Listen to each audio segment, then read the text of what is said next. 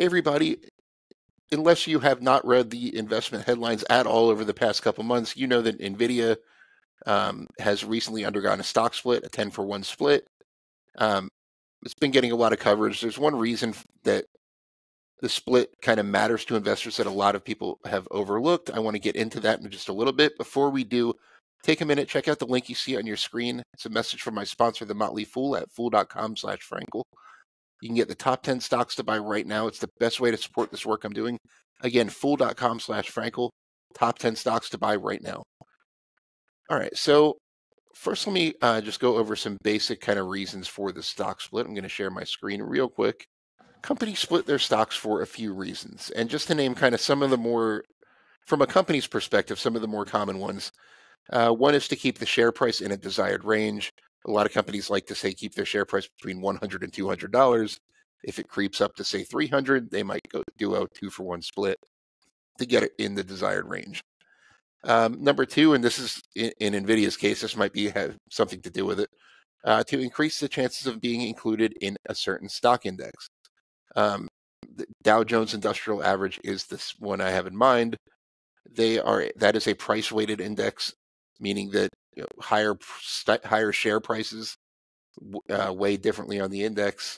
So the people who make the index don't like to include stocks that trade for 5 times what everything else does.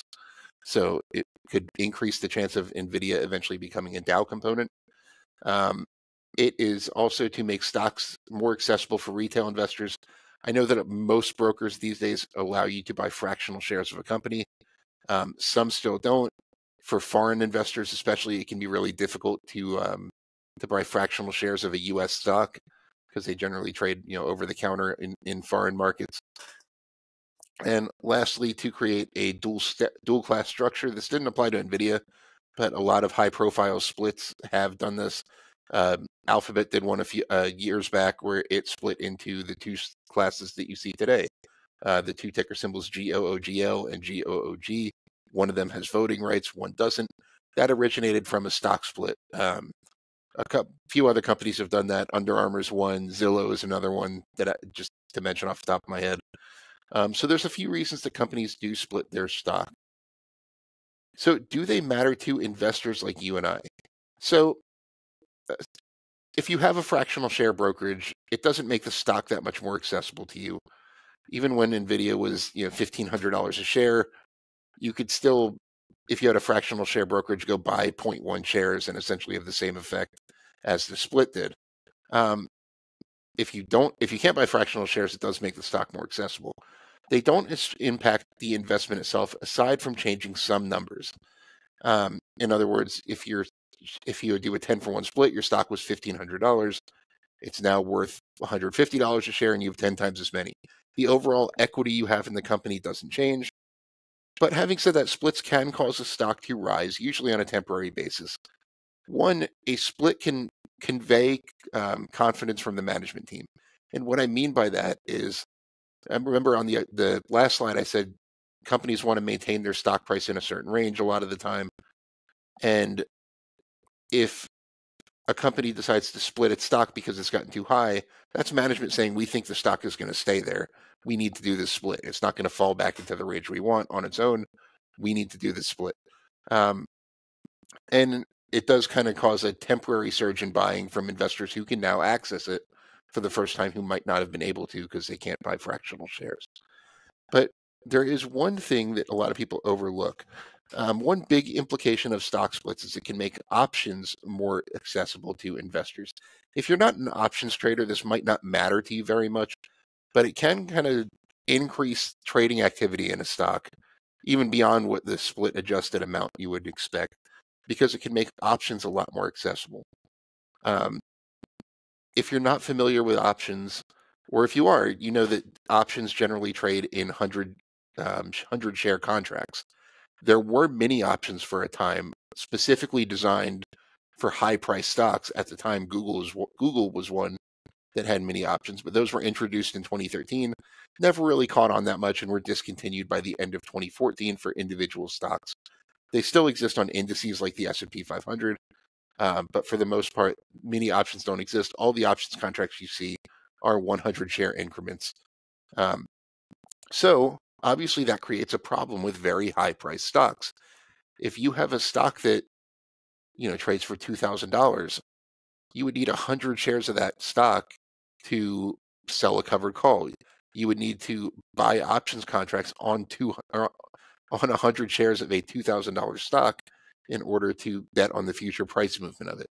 So just as an example, let's look at a covered call.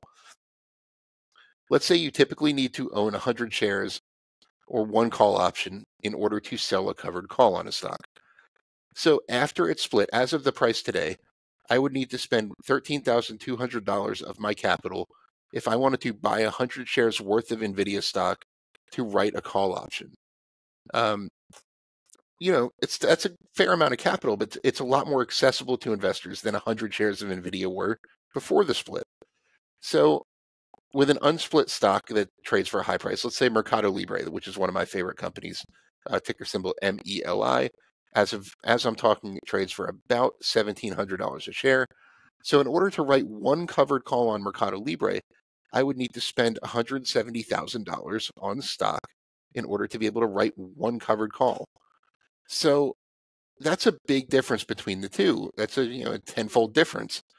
So it makes selling covered calls, which is a nice income strategy to have in your back pocket.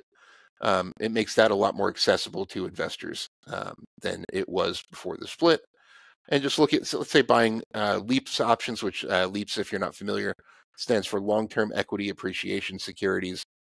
So let's say I wanted to buy a January 2026 call option that is 20% out of the money.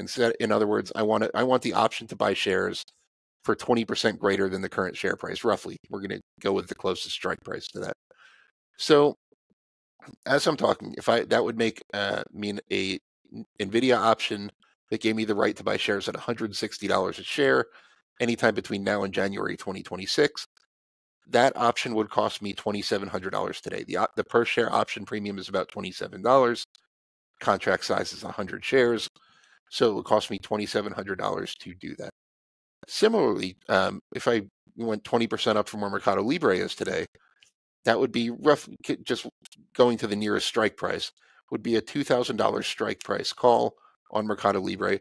And that, based on the current option premium for one contract, would require me to tie up $24,160 in capital. There's no such thing as buying a fractional call option like there is fractional shares.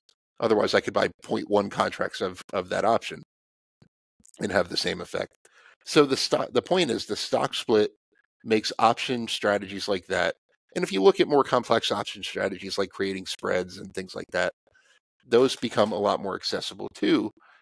And that's one big implication of stock splits that the market generally overlooks. So if you're not an options trader, it really doesn't matter to you. But personally, like, I love doing covered call strategies, especially when there's opportunities. If a stock spikes a lot higher, I might sell a covered call against my position and try to take advantage and make a little bit of income off of it. But I don't know about you. I don't own 100 shares of Mercado Libre in my portfolio, even though it's one of my favorite stocks. So a covered call strategy on one of my favorite stocks is not possible right now, or not practical for me, because they haven't split the stock. So when you hear people say that stock splits are meaningless, they don't really matter, they do in a bunch of ways, and the options angle is definitely one of them. Let me know what you think. I'd love to hear from you. I'll answer every question individually as much as I possibly can, and hopefully you enjoyed this. I want to thank The Motley Fool for sponsoring this video. The Motley Fool is a company that provides investing insight and stock recommendations for investors of all skill sets and risk levels. You all know how much I love researching new stocks and trying to find the next best investment, so I'm proud to partner with The Motley Fool to bring you 10 stock picks from their popular product, Stock Advisor. Stock Advisor has beaten the market by more than 4 times, so go to fool.com/Frankel to get your 10 stock picks now. The Motley Fool Stock Advisor returns are 650% as of April 16th, 2024, and are measured against the S&P 500 returns of 148% as of April 16th, 2024.